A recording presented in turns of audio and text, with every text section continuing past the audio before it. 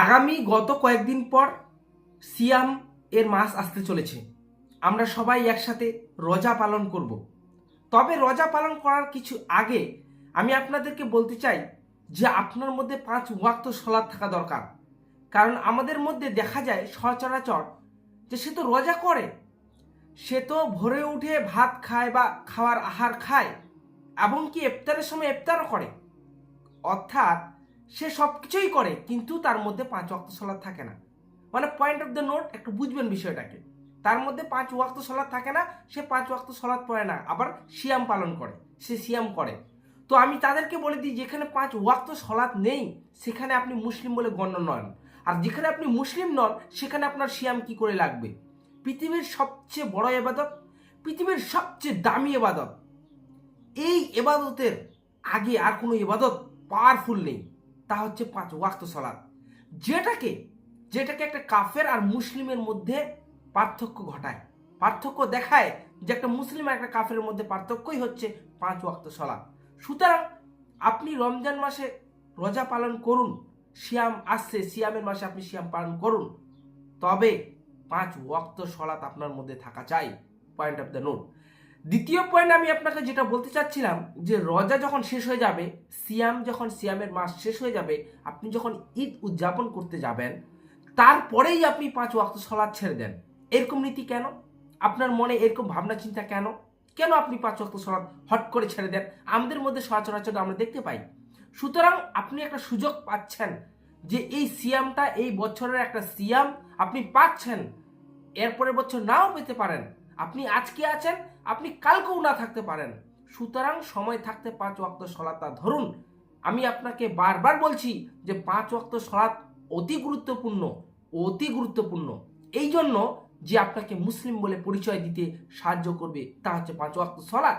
আর 5 ওয়াক্ত সালাত থাকলে আপনার সম্পূর্ণ নেকি আপনার আমলে পৌঁছাবে। আপনার ধরে নেন কোটি কোটি টাকা, আপনি কোটি কোটি টাকা দান করছেন, কিন্তু আপনার মধ্যে 5 ওয়াক্ত সালাত নেই। সুতরাং আপনার দান করাই থেকে যাবে, কিন্তু আপনার আমল নামায় একটা নেকিও পৌঁছাবে না। তার কারণ আপনার মধ্যে 5 ওয়াক্ত সালাত নেই। 5 ওয়াক্ত সালাত যদি আপনার মধ্যে থাকে আর আপনি যদি দান করেন, ইনশাল্লাহ আপনার দান কবুল হবে। কিন্তু আপনার মধ্যে যদি 5 ওয়াক্ত সালাত না থাকে আর আপনি পৃথিবীর সমস্ত ভালো কাজ করুন, আপনি পৃথিবীর যত ভালো কাজ আছে সমস্ত যদি ভালো কাজ করে ফেলেন, আপনার সম্পূর্ণ টাকা, বিশ্বের সম্পূর্ণ টাকা যদি আপনি দানও করে দেন, আপনার সেই আমল নামায় একটা নেকিও পৌঁছাবে না। সুতরাং আফসোসজনক বিষয় এটা যে আমরা অনেকেই মনে করি যে আমি 5 ওয়াক্ত সালাত পড়ি না তো কি হয়েছে, আমি টাকা দান করি, আমি মানুষকে ভালো পরামর্শ দিই। দুঃখিত, দুঃখিত প্রিয় দর্শক, দুঃখিত, আপনি এখনো সচেতন হতে পারেননি। কারণ 5 ওয়াক্ত সালাত না থাকলে আপনার আগামী দিনের ভবিষ্যৎ খুব ভয়ঙ্কর, খুব ভয়ানক। কারণ আপনি না জানি কখন ইন্তেকাল করবেন, আপনার তো কোনো গ্যারান্টি নাই। আমি আপনাকে এর আগেও একটা উদাহরণ দিয়েছিলাম যে ধরে নেন গোটা বিশ্বে আজকে যে সমস্ত প্লেনগুলো উড়বে তার মধ্যে একটা যদি প্লেন ধ্বংসের কথা বলা হয়, যে আজকে একটা প্লেন ধ্বংস করবে, আমি একটা উদাহরণ দিচ্ছি আপনাকে, যে ধরে নেন আজকে গোটা বিশ্বে 100টা প্লেন উড়বে আর আপনার টিকিট আজকে আছে, তার মধ্যে 100টার মধ্যে একটা প্লেন ক্র্যাশ করবে। এখন কোনটা করবে বলা যাচ্ছে না। সুতরাং আজকেও কিন্তু আপনার প্লেনের টিকিট আছে, আপনি কিন্তু রিস্ক নিতে যাবেন না, যদিও আপনার প্লেনটা ক্র্যাশ হওয়ার 0.001% চান্স আছে। সুতরাং আপনি যেখানে 0.0001% চান্স নিচ্ছেন না, সুতরাং আপনি কি করে 5 ওয়াক্ত সালাত ছেড়ে নিজেকে মুসলিম দাবি করেন? আপনি কি করে মনে করছেন যে আপনি বেঁচে থাকবেন? যেখানে আপনি 1%, 0.01% আপনি রিস্ক নিচ্ছেন না, সেখানে আপনি এখানে 100% রিস্ক নিচ্ছেন। এর থেকে মূর্খামো, এর থেকে বোকামো আর কিছু না। প্রিয় দর্শক, আপনাদেরকে আমি বোঝাতে চাচ্ছি যে এই আপনি 5 ওয়াক্ত সালাত আদায় করুন, নচেত আপনার ইহকালে তো আছেন, আর ইহকাল থেকে যদি আপনি পরকালে গমন করেন, আল্লাহ আপনাকে বাঁচাক, আমাদের এই গজব থেকে বাঁচাক, আপনি জাহান্নামে চলে যাবেন। সুতরাং সময় থাকতে ফিরে আসুন। আর একটা কথা বলি, যারা ঈদ উদযাপন করতে চাচ্ছেন, ঈদ উদযাপন করবেন তখনই যদি আপনার মধ্যে 30টা রোজা করার সামর্থ্য থাকে, 30টা রোজা করে আপনি উদযাপন করতে যান। আমাদের মধ্যে এটাও মানুষ দেখা যায় যে রোজা তো করলো না, সিয়াম তো সে পালন করলো না, কিন্তু সে ঈদের দিনে নতুন জামা প্যান্ট পরে সুগন্ধি মেখে প্রথম কাতারে তাকে দেখতে পাওয়া যায়। আশ্চর্য বিষয়, মুসলিম তারা ইসলাম ধর্মটাকে উল্টা মনে করে নিয়েছে। ইসলামটাকে মনে করেছে যে নিজের মতো চলবে। ইসলাম তো কার কার কথা অনুযায়ী চলে বলেন তো? সে আল্লাহ যেভাবে আমাদের পাঠিয়েছেন, যেভাবে কুরআন ও হাদিসে যেভাবে যেই নীতিতে বলেছেন, আমাদের সেই নীতিতেই চলতে হবে। আপনার মন মর্জিতে ইসলাম চলবে না। হযরত মুহাম্মদ সাল্লাল্লাহু আলাইহি ওয়াসাল্লাম তিনি যে আমাদের পথে চলতে বলেছেন, আমাদের সেই পথে চলতে হবে।